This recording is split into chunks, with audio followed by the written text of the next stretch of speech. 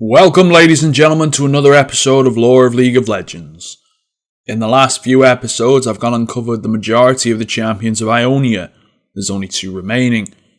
This video will be focused on the first of those champions, so without further ado, I present to you the lore of Syndra, the Dark Sovereign. Enjoy.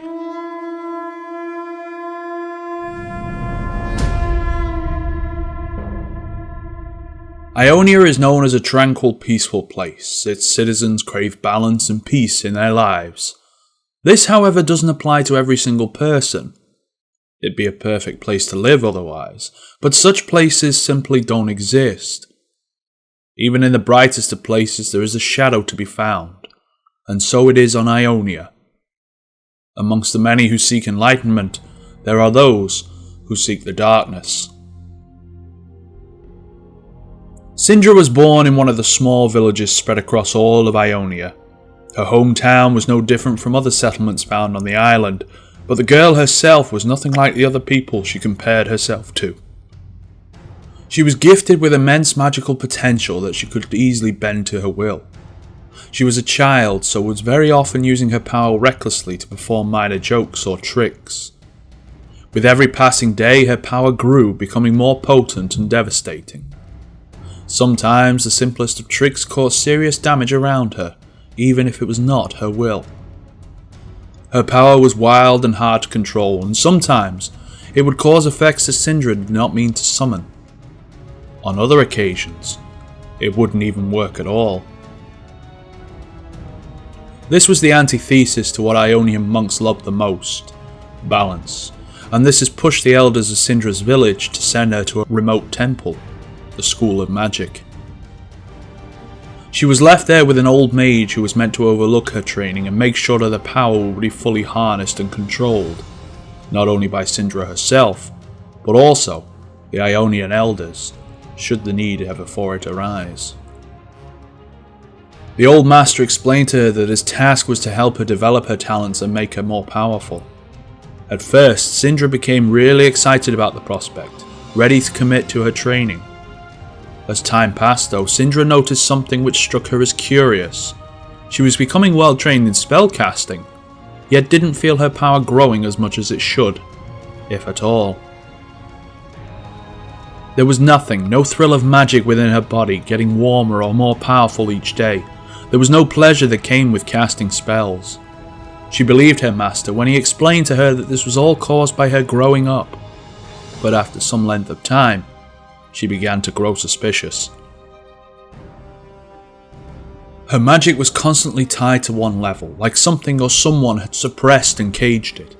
Her frustration grew to the point where she finally stood up to her mentor, demanding an explanation. Reluctant at first, he finally revealed that he'd been dampening Syndra's magic to make it safer for those surrounding the young sorceress. He told her of the decisions the elders had made to make Syndra suitable for the Ionian society. She didn't like it one single bit. Enraged, she advanced on her old mentor, calling him a traitor and demanding that he lift the spells that had been restricting her full potential. He tried to talk his way out of the situation, but for Syndra, the time was talking was over. She didn't listen to his words, and seeing that, the old mage threatened to cut her off from her magic completely. This was more than enough for Syndra. She summoned her power before her mentor could react and dashed the old man against the wall, killing him on impact.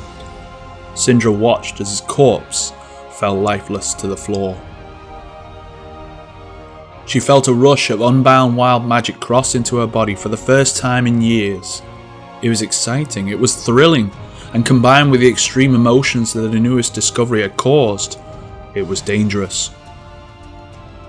Syndra did not want to return to the society that had rejected her previously. She focused, gathering all the magic she could and let loose enough power to cause a small earthquake that could be felt all across Ionia. Not only that, but it also tore her former prison, the temple where she was kept, out from the ground. Slowly it rose up, hanging amongst the clouds over Ionia. There Syndra was free to master her art with no boundaries and no teachers who would restrain her training in any way. She was free to do anything she wanted, and it wasn't something she would miss. She wants to fully control her magical potential and use it against those who enslaved her, the Ionian elders. But they wouldn't be her only targets. Anyone who could even think of controlling Syndra once again was a target as well.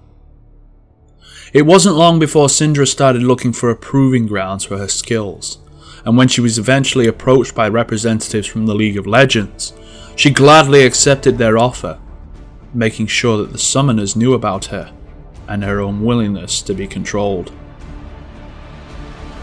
And that's all I've got for you this time around. Let me know what you thought of this video by hitting that like button and leaving your feedback in the comment section below. As I said at the start of the video, this is the first of the last 2 champions left to cover for Ionia, so after that, I'll be moving on to Freljord and the champions that nation heralds. A lot of you have requested their champions in the past, so there's something for you to finally look forward to. Thanks for watching everyone, and as always, I'll see you next time.